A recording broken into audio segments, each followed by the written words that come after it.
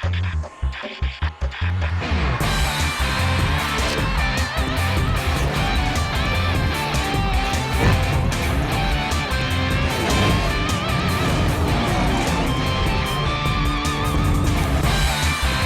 আমন্ত্রণ খেলাধুলা নিয়ে ইন্ডিপেন্ডেন্ট টেলিভিশনের নিয়মিত আয়োজন যত খেলায়, সাথে আছে সাইদ সাদিয়া। শুরুতেই জানাবো শিরোনাম। লম্বা ছুটি কাটিয়ে দেশে ফিরেছেন বিসিবি সভাপতি। বোর্ডের বৈধতা নিয়ে তদন্তে মহাচাপ, নির্বাচনে অনিয়মের অভিযোগ উড়িয়ে দিলেন ফারুক।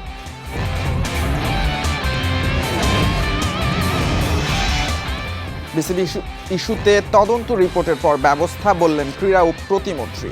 30 এপ্রিল নতুন কুড়ি স্পোর্টস উদ্বোধন করবেন প্রধানমন্ত্রী। সিঙ্গাপুরকে হারাতে চান সমিত সোম। ভিয়েতনাম ম্যাচের ভুল সূত্রে সর্বোচ্চ দিতে মরিয়া, দল হিসেবে উন্নতি মূল লক্ষ্য।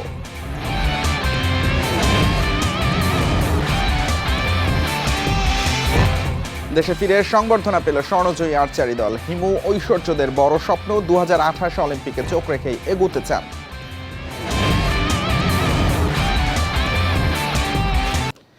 ঈদের ছুটি কাটিয়ে মাস খানেক পর ফিরেছেন বিসিবি সভাপতি আমিনুল ইসলাম বুলবুল। বোর্ডের বৈধতা নিয়ে প্রশ্ন ওঠা আর তদন্ত কমিটি গঠনের পর তার দেশে ফেরা নিয়েছিল অনিশ্চয়তা।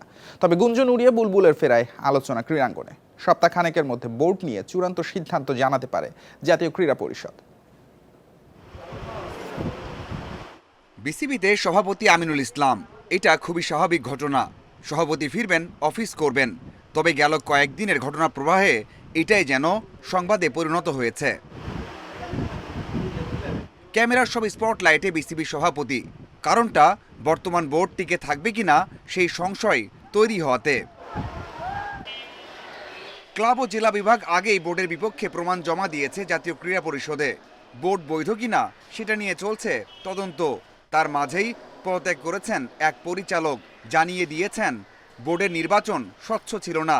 তার আগেও একজন পদত্যাগ করেছেন। আরও ট্রান্সপারেন্ট হতে পারতো, এটা রিজাইন করার আগে বললে ভালো হতো। এক আর হাত খুলে মন খুলে কাজ করতে পারছেন না, এটা আসলে যার যার ব্যক্তিগত অনেক। আপনি যদি একটা কোয়েশ্চেনই দুইজনকে করেন, দুইটা পরিচালকের একরকম অ্যান্সার আসবে না। 76 জনের মধ্যে 42টা ভোট কাস্ট হয়েছে, যেটা আমি হায়েস্ট ভোট পেয়েছিলাম। সো অলরেডি 34টা ভোট নাই ওখানে। সো যেহেতু অপোজিশন নাই, ওখানে ম্যানিপুলেশনের সম্ভাবনা খুব কম থাকে, নাই। মাসখানেক ঈদের ছুটি কাটিয়ে দেশে ফিরে ক্রিকেটারদের সাথে হাসি মুখে কথা বলে যেন জানান দিলেন আপাতত আছেন সভাপতি হিসেবে। কবে কি হবে সেটা নিয়ে একেবারে চিন্তা করছেন না বুলবুল। যদিও সবকিছু নির্ভর করছে ক্রীড়া পরিষদের সেই তদন্তের উপর। জানা যাচ্ছে 7 কর্মদিবসের মধ্যে চূড়ান্ত সিদ্ধান্ত আসবে। বোর্ডের কোনো কিছুই যেন প্রভাব না ফেলে দলের উপর সেই চেষ্টা করা হচ্ছে। দেশি ট্রেনার ফিজিওর সাথে পেমেন্ট ও সিমন্স কাজ করছেন লিটন তাসকিনদের নিয়ে। তৃতীয় দিনে সাদা ও লাল বলের সবাই এক হয়ে ফিটনেসের কাজ করেছেন। সকাল থেকে বিকাল পর্যন্ত চলে এই অনুশীলন। Mazharul Islam, independent news. 30 April নতুন কুড়ি স্পোর্টস উদ্বোধন করবেন প্রধানমন্ত্রী তারেক রহমান। সংসদের প্রশ্নোত্তর পর্বে জানিয়েছেন ক্রীড়া প্রতিমন্ত্রী আমিনুল হক। তিনি আরও জানিয়েছেন সোমবার ক্রীড়াবিদদের বেতনের আওতায় আনার কার্যক্রম শুরু হচ্ছে। আর বিসিবি নির্বাচনের অনিয়ম ইস্যুতে তদন্ত কমিটির রিপোর্টের পর ব্যবস্থা নেবে সরকার। সংসদে ক্রীড়া প্রতিমন্ত্রী আমিনুল হকের বক্তব্যে ক্রীড়াঙ্গন সরগরম। এক প্রশ্নের জবাবে আমিনুল হক বলেন, সবশেষ বিসিবি নির্বাচন নিয়ে প্রশ্ন আছে অনেক, সেসব তদন্তে কমিটিও করা হয়েছে। একই সাথে বিসিবি সংশ্লিষ্টদের নিয়ে হওয়া তদন্তে কোনো দুর্নীতির প্রমাণ মিললে তা জনসম্মুখে আনতে দুদকের মহাপরিচালককে আহ্বান জানান আমিনুল। ক্রিকেট বোর্ডের দুর্নীতিগ্রস্ত কর্মকর্তা কর্মচারী ব্যক্তিগত সম্পদের হিসাব নেওয়ার কিছু ইস্যু আমার সামনে পরিলক্ষিত হয়েছে। আমি আশা করব আমাদের যে দুদকের যিনি মহাপরিচালক রয়েছেন তার কাছে আহ্বান করব এই বিষয়ে কোনো তদন্ত কোনো কিছু থাকলে তিনি যাতে আমাদেরকে অবগত করেন এবং এগুলো যাতে জাতির সামনে উপস্থাপিত হয়।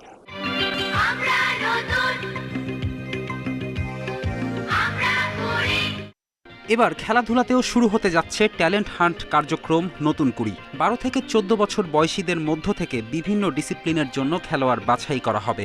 এর মাধ্যমে ক্রীড়াঙ্গনের পাইপলাইন শক্ত হবে বলে মনে করেন ক্রীড়া প্রতিমন্ত্রী। 30 এপ্রিল সম্ভাব্য আমাদের মাননীয় প্রধানমন্ত্রীর উপস্থিতিতে ইনশাআল্লাহ আমরা নতুন কুড়ি স্পোর্টস সারা বাংলাদেশের প্রত্যেকটি জেলায় জেলায় আমরা একই দিনে ইনশাআল্লাহ উদ্বোধন করব এবং সেখানে আমাদের 12 থেকে 14 বছরের বাচ্চারা খেলাধুলার মাধ্যমে আমাদের খেলোয়াড়দেরকে আমরা তৈরি করব। সংসদের প্রশ্নোত্তর পর্বে প্রতিমন্ত্রী আরও জানান, সোমবার শুরু হচ্ছে ক্রীড়াবিদদের বেতন কাঠামোর আওতায় আনার কার্যক্রম। প্রথম দফায় 129 জন আর পর্যায়ক্রমে মোট 500 জনকে নিয়ে হবে তালিকা। ক্রিকেট স্বনির্ভর বোর্ড হওয়ায় ক্রিকেটারদের বিবেচনা করা হচ্ছে না। 20 ডিসিপ্লিনের থেকে ক্রীড়াবিদ বাছাই হয়েছে। নির্বাচন ইস্তেহারে যে খেলাধুলাকে পেশা হিসেবে প্রতিষ্ঠা করার লক্ষ্য নিয়ে আমরা বাংলাদেশের জাতীয় সকল ক্রীড়াবিদদেরকে বেতন কাঠামোর আওতায় এনে তাদেরকে ক্রীড়া ভাতা প্রদান করতে যাচ্ছি। যেটি আমরা সবচেয়ে বেশি ফোকাস করছি সেটা হচ্ছে ক্রীড়াবিদদের দিকে। খেলোয়াড়দেরকে যদি বেশি ফোকাস করি, খেলোয়াড়রা যদি ভালো পারফর্ম করে তাহলে আমরা ভালো কিছু অর্জন করতে পারবো, কিন্তু আমরা অবকাঠামোর থেকে আমরা খেলোয়াড়দের দিকে বেশি মনোযোগী। ক্রীড়াঙ্গনের পাশাপাশি যুব উন্নয়ন নিয়েও সংসদে বিভিন্ন প্রশ্নের জবাব দেন প্রতিমন্ত্রী। আমার যে মন্ত্রণালয়ে যারা দায়িত্বপ্রাপ্ত রয়েছে। ফেরদৌস ইসলাম, ইন্ডিপেন্ডেন্ট নিউজ। আমি যে বিষয় এশিয়ান কাপ বাছাইয়ে সিঙ্গাপুরকে হারানো সম্ভব বলছেন সমিত সোম। সতীর্থদের সামর্থ্যে বিশ্বাস রেখেই জয়ের প্রত্যয় এই মিডফিল্ডারের। ভিয়েতনাম ম্যাচের ভুল সূত্রে কার্যকর পরিকল্পনায় খেলতে মুখিয়ে লাল সবুজ। সমিত সোম জানিয়েছেন, দল হিসেবে উন্নতি করাই তাদের মূল লক্ষ্য। ভিয়েতনামের কাছে এক পেশে হারের ধাক্কা কাটিয়ে মনোবল চাঙ্গা রাখার চেষ্টা বাংলাদেশ দলের। সমিত হামজারা তৈরি হচ্ছেন সিঙ্গাপুর চ্যালেঞ্জের জন্য। এশিয়ান কাপ বাছাই মিশনের শেষটা ভালো হোক, সেই লক্ষ্যেই চলছে প্রস্তুতি। ভিয়েতনাম ম্যাচে প্রথমার্ধ ছিল বড্ড হতাশার। রক্ষণে ঘাটতি, সেট পিস থেকে গোল হজমের পুরনো রোগ নতুন করে ধরা দিয়েছে। ভুল শুধরে সিঙ্গাপুর ম্যাচে সর্বোচ্চ দিয়ে লড়বে বেঙ্গল টাইগার্স। ইতিবাচক ফল নিয়েই ফিরতে চান সমিত সোম। এখন একটু আশা হয়েছে, 2-3 দিন হয়েছে, এখন স্যাটেল হয়ে গেছি। সবার একটু মন খারাপ ছিল আগের ম্যাচ যেভাবে হয়েছে। এখন হলো নেক্সট ফোকাস হলো এই ম্যাচ, আর এখন স্পিরিটগুলো আবার উঠতেছে, সব সাপোর্টদের দেখতেছি। ওটার জন্য আমাদের একটু মুডটা লেফট হয়েছে যে আমরা হোপফুলি একটা ভালো পারফরমেন্স করতে পারি। রাকিব তপুর মতো পরীক্ষিত পারফর্মার নেই কার্ডের খাড়ায়, তাদের অভাব বোঝা গেছে গত ম্যাচে। সমিত সোমের কথা, দল হিসেবেই উন্নতি করা মূল লক্ষ্য। আমরা অবভিয়াসলি মিস করতেছি হৃদয়কে, কাজমকে, আর যে আসে না রাকিব আর Tapu. But again there may be সময় যে হামজা ওর আমি খেলতে পারবো না, আমার যদি ব্যথা পাই কী হবে। So it's always about next man up, K contribute করতে পারে। মিরাজ আসছে ক্যাম্প, সেও খুব ভালো করছে, সেও স্টার্ট করছে। So I think that's the important thing is football is more than just যে এগারো খেলোয়াড়, it's a পুরা team, 23 man 30 man squad, and so ওইভাবে বাংলাদেশ আর উঠবে এজ এফ পুরা টিমটা ইমপ্রুভ করতে পারে। সিঙ্গাপুরেও প্রবাসী সমর্থকদের বাড়তি আগ্রহ বাংলাদেশ দলকে নিয়ে। চাপ নয়, ভক্তরাই নতুন উদ্যমে এগিয়ে যাওয়ার প্রেরণা, মানেন সমিত সোম। ফেরদৌস ইসলাম, ইন্ডিপেন্ডেন্ট নিউজ। ফিফা আন্তর্জাতিক প্রীতি ম্যাচে কলম্বিয়ার আতিথ্য নেবে ফ্রান্স। ম্যাচ শুরু বাংলাদেশ সময় রাত 1টায়। বিশ্বকাপ শুরুর আগে শেষ আন্তর্জাতিক ম্যাচ খেলবে ফ্রান্স, তাই প্রীতি ম্যাচ হলেও লা ব্লুজের জন্য গুরুত্বপূর্ণ। এই ম্যাচে ফুটবলারদের পারফরমেন্সের উপর ভিত্তি করে অনেকে বিশ্বকাপ স্কোয়াডের সুযোগ পেতে পারেন, তাই বেঞ্চের শক্তি সামর্থ্য যাচাই করতে পারেন কোচ দিদিয়ের দেশম। তাছাড়া অভিজ্ঞদের থেকে ভালো পারফরমেন্সের আশা তার। চোট থেকে ফিরেই ব্রাজিলের বিপক্ষে দারুণ করেছেন এমবাপ্পে। কলম্বিয়ার বিপক্ষে শুরুর একাদশে থাকার সম্ভাবনা রিয়াল তারকার। তবে ইনজুরির কবলে বারকোলা, কুন্দের সার্ভিস মিস করবে ফ্রান্স।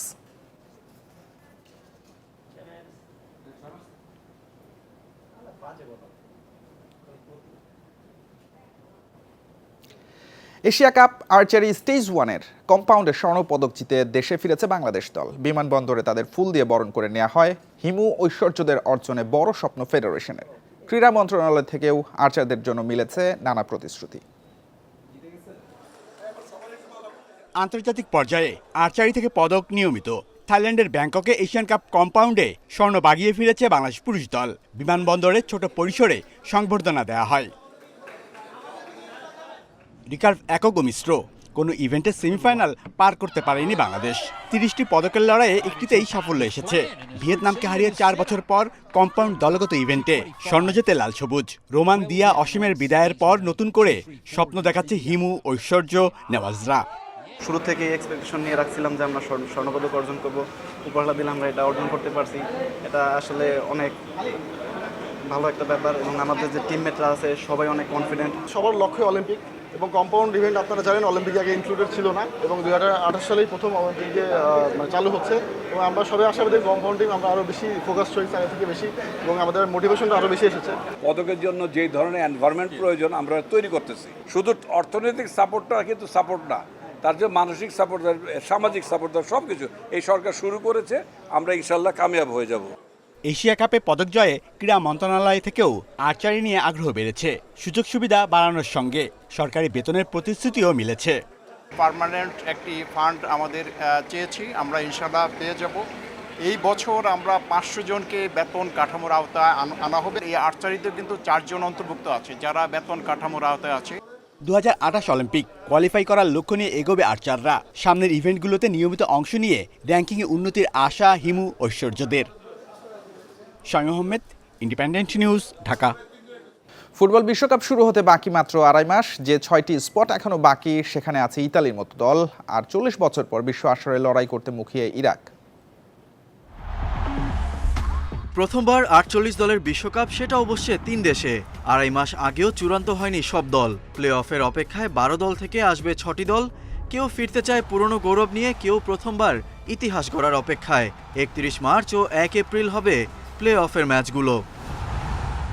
12 দলের মধ্যে সবচেয়ে বড় নাম ইতালি, 4 বারের চ্যাম্পিয়ন, অথচ গেল 2 আসরে চূড়ান্ত পর্বের টিকিট কাটতে ব্যর্থ। এবারও পেন্ডুলামের মতো ঝুলছে ইতালিয়ানদের ভাগ্য। প্লে অফে বসনিয়াকে হারাতে পারলে মিলবে বিশ্বকাপের টিকিট। র্যাঙ্কিংয়ে 12 নম্বরে ইতালি, কিন্তু গেল 2 বিশ্বকাপ তাদের ছাড়াই হয়েছে। তাই এবারও আমি কিছুটা নার্ভাস। 4 বারের চ্যাম্পিয়ন আমরা, আর অপমানিত হতে চাই না। যেভাবেই হোক বিশ্বকাপের টিকিট চাই। দ্বিতীয়বার বিশ্বমঞ্চে খেলার লক্ষ্য নিয়ে এগোচ্ছে ইরাক। 1986 সালে একবারই সুযোগ পেয়েছিল এশিয়ান দলটি। তাই তো মধ্যপ্রাচ্যে উত্তেজনার মধ্যে জীবনের ঝুঁকি নিয়েই বলিভিয়ার বিপক্ষে প্লে অফ খেলতে ব্যক্তিগত বিমানে করে মেক্সিকোতে ইরাক দল। বাকি 4 স্পটের জন্য লেভানডস্কির পোল্যান্ড লড়বে সুইডেনের বিপক্ষে। তুরস্কের প্রতিপক্ষ কসোভো, তুলনামূলক দুর্বল প্রতিপক্ষ পেয়েছে ডেনমার্ক, লড়াই চেকিয়ার বিপক্ষে। আর কনকাকাফ অঞ্চলের জ্যামাইকা লড়বে কঙ্গোর বিপক্ষে। তবে 48 দল নিয়ে বিশ্বকাপ হবে কিনা সে শঙ্কা কাটেনি, কারণ ইরানের সঙ্গে যুক্তরাষ্ট্র ইসরায়েল যুদ্ধ। যুক্তরাষ্ট্রে না যাওয়ার সিদ্ধান্তে অটল ইরান। শেষ পর্যন্ত ভেন্যু পরিবর্তন নাকি 47 দল নাকি বিকল্প দল নিয়ে হবে এবারের আসর, সেটা সময়ই বলে দেবে। Ghalib Hasan, independent news. এই ছিল যত খেলায় আমন্ত্রণ, পরের আয়োজন।